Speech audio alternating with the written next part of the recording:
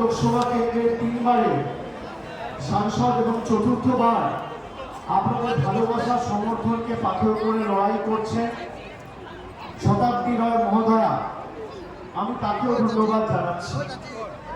আজকের এই সভায় যে সংখ্যায় আমার মায়েরা, দিদিরা, বৌদিরা এই শনিবারের দিনেও সংসারের কাজ, বাড়ির কাজকর্ম ছেড়ে এই গ্রীষ্মের তীব্র দাবদাহকে উপেক্ষা করে 42 ডিগ্রি 43 ডিগ্রি তাপমাত্রা উপেক্ষা করে,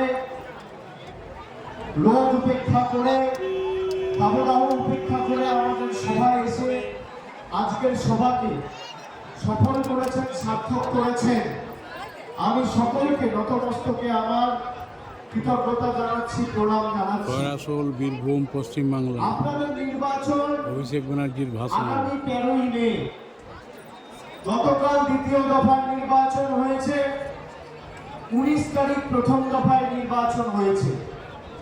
এই গরমে মানুষের খুব কষ্ট হচ্ছে, তাও কষ্ট করে লাইনে দাঁড়িয়ে উৎসবের মেজাজে গণতান্ত্রিকভাবে নিজের ভোটাধিকার নিজেকে প্রয়োগ করতে হবে। এই